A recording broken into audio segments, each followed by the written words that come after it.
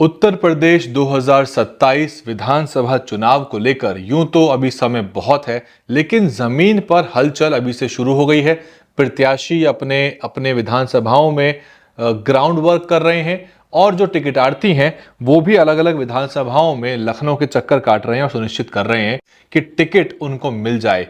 Poster hoarding का दौर जारी है और जो प्रत्याशी हैं विधानसभाओं के वो आपस में कंपटीशन करके बता रहे हैं नेताओं को और पार्टियों को कि हम ही इस विधानसभा के सबसे मुफीद प्रत्याशी हैं। हालांकि उत्तर प्रदेश में भाजपा को हरा पाना और सत्ता से बेदखल करना कोई आसान काम नहीं है। हालांकि पिछली बार जो एंटी इनकम्बेंसी हुआ और जो इंडिया गठबंधन ने संविधान खतरे में है का नारा लगातार दिया था, उसका फायदा अखिलेश यादव को भी मिला और कांग्रेस का साथ मिलने से उनको 37 लोकसभा के सांसद जिताने का मौका मिला और 111 2022 में जब चुनाव हुए थे तो 111 उनके विधायक जीतते हैं। हालांकि सभी पार्टियों की बड़े पैमाने पर जमानत जब्त हुई, यानी कि सिक्योरिटी डिपॉजिट जो नामांकन के वक्त करते हैं उसका फोरफीचर हुआ, वो जब्त हो गई। आपको बता दूं कि जो टोटल वोट्स पोल्ड होती हैं, यानी कि कुल प्राप्त मतों का 1/6 हिस्सा यानी कि 1/6 हिस्सा जो होता है, अगर आपको उससे कम वोट मिलती हैं तो आपकी जमानत जब्त हो जाती है, यानी कि आपका सिक्योरिटी फोरफीट हो जाएगा, वापस आपको नहीं मिलेगा। राजनीति के लिहाज से इसको बहुत अच्छा नहीं माना जाता और किसी प्रत्याशी की जमानत बचना ही उसके लिए एक बड़ी उपलब्धि होती है। कहते हैं कि चुनाव हार गए तो कोई बात नहीं, कम से कम जमानत तो बचा ले गए। और किस पार्टी की कितनी जमानत 2017 में जब्त हुई थी, इसका आंकड़ा अब आपके स्क्रीन पर आ रहा है। देखिए 2017 में 3 तरह की इसमें वो बना रखे हैं कैटेगरी। सबसे पहले राष्ट्रीय पार्टी, भारतीय जनता पार्टी 384 सीटों पर चुनाव लड़ी और 312 सीट कुल मिला के वो जीत गए। 2017 की मैं बात कर रहा हूं जब उनको बम्पर सीटें मिली थी और जो 19 के लोकसभा चुनाव हुए थे उसमें भी उन्होंने बड़ा 70 का आंकड़ा पार किया था 80 में से। 2084 पर लड़े और 312 सीटों पर वो जीत गए। कुल मिला के उनकी सिर्फ 5 सीटों पर जमानत जब्त हुई। तो आप यहां से देख सकते हैं किस तरह का चुनाव जो है भारतीय जनता पार्टी ने क्लीन स्वीप किया कि उनको 5 ही सीटों पर अपनी जमानत गंवानी पड़ी। वहीं बहुजन समाज पार्टी को 2017 में 19 सीटों पर जीत मिली थी। 403 की 403 पर वो चुनाव लड़े थे और 81 सीटों पर कुल मिलाकर 81 सीट्स पर बीएसपी की 2017 में जमानत जब्त हुई। जबकि अन्य राष्ट्रीय पार्टियों में 68 सीटों पर लड़े, सीपीआई एक भी नहीं जीते, 68 जमानत जब्त हो गई। सीपीआईएम यानी कि कम्युनिस्ट पार्टी ऑफ इंडिया मार्क्सवादी, माकपा, उनको 26 सीटों में से एक भी नहीं मिली थी, सबको मालूम है, और 26 की 26 जमानत उनकी जब्त हो गई। बात करें कांग्रेस पार्टी की, 114 सीटों पर उन्होंने प्रत्याशी उतारे, 7 जगह सफलता मिली यानी कि 7 विधायक बने और 29 सीटों पर उनकी जमानत जब्त हुई। एनसीपी की बात करते हैं, एनसीपी भी राष्ट्रीय पार्टी है और 30 में से एक भी सीट नहीं मिली, 30 की 30 पर उनकी जमानत जब्त हुई।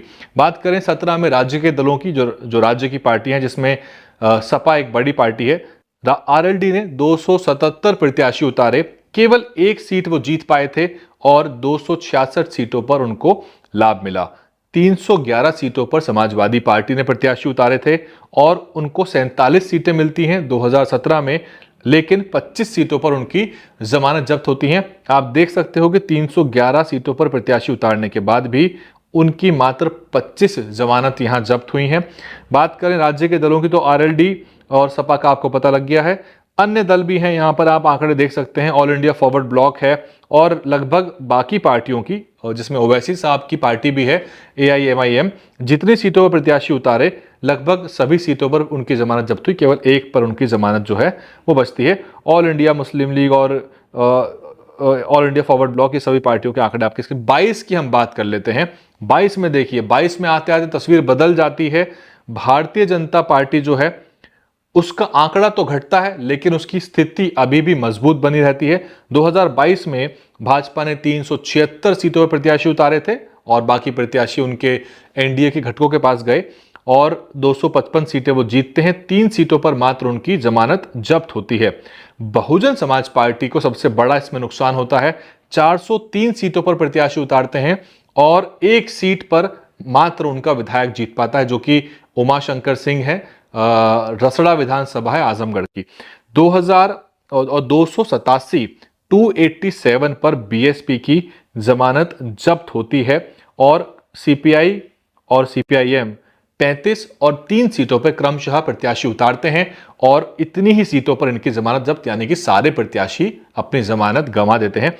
कांग्रेस पार्टी को देखिए, जो एक समय राज करती थी उत्तर प्रदेश में दशकों तक, 399 प्रत्याशी कांग्रेस पार्टी यहां पर उतारती है और 2 सीटों पर वो जीत हासिल कर पाती है और उसकी 387 की जमानत यहां जब्त होती है। तो कुल मिला के आपके सामने ये रहा आंकड़ा। राज्य पार्टियों की स्थिति ये है कि आरएलडी 33 सीटों पर प्रत्याशी उतारती है, क्योंकि अब जो आरएलडी है वो मेरे ख्याल से एनडीए के साथ आ जाती है और वो एनडीए के साथ उसको 8 सीटों पर जीत मिलती है और फायदा मिलता है उसको जाट बेल्ट में पश्चिम यूपी की, और 3 सीटों में मात्र वो अपनी जमानत गंवाते हैं। जबकि समाजवादी पार्टी 347 सीटों पर अपने प्रत्याशी उतारती है, 347, और इस 347 में से उनको 111 सीटों पर 2022 में उनको सफलता यहां पर मिलती हुई नजर आ रही है, जबकि मात्र 6 सीटों पर उनकी जमानत जब्त हुई। तो ये अच्छा आंकड़ा है कि समाजवादी पार्टी का 6 पे ही जमानत जब्त होती है, तो इससे उनकी स्थिति का पता लगता है।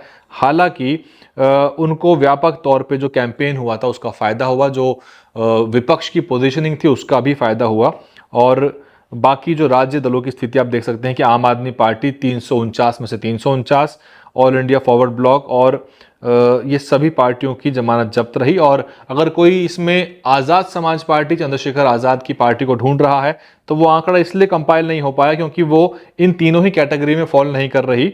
वो ना तो अन्य राज्य का राजदल है, ना तो राज्य दल है, ना राष्ट्र, वो अनरिकॉग्नाइज पार्टी है। उनका जो आंकड़ा, जो नंबर आ रहा है वो 53-54 नंबर पे उनका आता है। हालांकि उनके शायद 110 के आसपास प्रत्याशी थे और सभी सीटों पर जाहिर सी बात है उनकी भी जमानत जब्त हुई थी। हालांकि चंद्रशेखर आजाद इस बार प्रयास कर रहे हैं कि जो दलित वोटों में एग्रीगेट लॉस हुआ है, बसपा का भी नुकसान हुआ और उनको भी बड़ा लाभ पिछली बार नहीं मिल पाया, इसमें कुछ गेन करे, और बीएसपी भी वापसी चाहती है और वो नए समीकरण तलाश रही है कि अगर कांग्रेस पार्टी जो 387 सीटों पर जमानत जब्त कराकर उत्तर प्रदेश के लिए फिर से संजीदा है और उनके नेता उत्तर प्रदेश को लेकर नए गठबंधन की संभावना तलाश रहे हैं, क्या होगा कहा नहीं जा सकता। और जिस तरह से तमिलनाडु के परिणाम आए हैं, जहां जो स्टालिन हैं वो उनकी सरकार चली गई, वो सत्ता से बाहर चले गए, अखिलेश यादव उनसे मिलके आते हैं, ऐसे में कांग्रेस पार्टी जो कि थलपति विजय की पार्टी को समर्थन देकर वहां सरकार बना रही है, टीवीके की, तो कांग्रेस और सपा के रिश्ते उत्तर प्रदेश में उतने बढ़िया नहीं रहे जैसे कि वो पहले थे। तो ऐसे में सपा, बसपा या कोई भी और नया समीकरण मैदान में उतर सकता है। और ये जो आपको आंकड़े दिख रहे हैं, मैं हमेशा बता दूं आपको कि आंकड़े केवल आधी तस्वीर बयां करते हैं। आंकड़ों को ना तो राजनीति का पता होता है और आंकड़ों को जमीनी गतिविधि, जमीनी हकीकत और समीकरणों का कतई नहीं पता होता। ये आंकड़े केवल आपको पिछले चुनावों के परिणाम और उसके हिसाब से करंट ट्रेंड्स को भांपने का एक जरिया मात्र होते हैं। तो ये थी उत्तर प्रदेश के 17 और 22 के चुनावों के आंकड़ों का विश्लेषण। सारे आंकड़े आपने सुन लिए, क्या कुछ आप कहना चाहते हैं और कौन से आंकड़ों पे आप विश्लेषण चाहते हैं। और अब से हमारा प्रयास ये रहेगा कि शाम के लगभग 8 बजे एक विधानसभा पकड़ के उसके 17 और 22 के आंकड़ों का तुलनात्मक विश्लेषण किया जाए और जनता की अदालत में उन आंकड़ों को छोड़ा जाए, ताकि आप लोग ये हिसाब किताब लगा के बता सकें कि उस विधानसभा सीट पर इस बार ऊंट किस करवट बैठेगा और कौन सी पार्टी का परचम उस विधानसभा में लहराएगा। शाम को 8 बजे की बात है। आप देख रहे थे दलित न्यूज नेटवर्क यानी कि डीएनएन हिंदी। मैं हूं वैभव कुमार। हमारे पुराने दर्शक जो लगातार हमें कई सालों से देख रहे हैं, फॉलो सब्सक्राइब कर रहे हैं, उनसे निवेदन है कि नीचे एक ज्वाइन बटन होता है, उसको दबा के आप हमें कुछ छोटा सा 180 या 200 या 300 या 500 600 रुपए का आर्थिक सहयोग दे सकते हैं, ताकि हम अपने विश्लेषण, अपनी पत्रकारिता और जो दलित समाज के मुद्दे हैं उनको लगातार उठा सकें।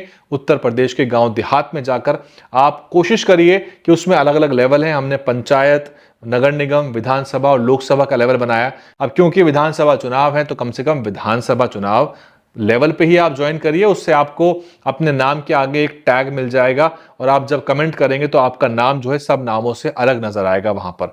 आप ऐसा करते हैं तो उन विधानसभा स्तर के हमारे मेंबर्स को हम अपने साथ सीधे विश्लेषण में शामिल करेंगे और उनको उत्तर प्रदेश की राजनीति पर हमारे चैनल के लाखों दर्शकों के सामने विश्लेषण करने का मौका दिया जाएगा। अब से मैं विधानसभा लेवल के मेंबर्स का खुद ट्रैक रखूंगा। जो लोग शामिल होते हैं वो हमसे संपर्क करें और हम उनसे संपर्क करेंगे। बहुत धन्यवाद। DNN हिंदी को सब्सक्राइब करने के लिए दबाएं लाल रंग का सब्सक्राइब बटन और घंटी का बटन दबाकर ऑल नोटिफिकेशन पर क्लिक करें। चैनल को जिंदा रखने के लिए नीले रंग का ज्वाइन बटन दबाकर चैनल को आर्थिक सहयोग करें।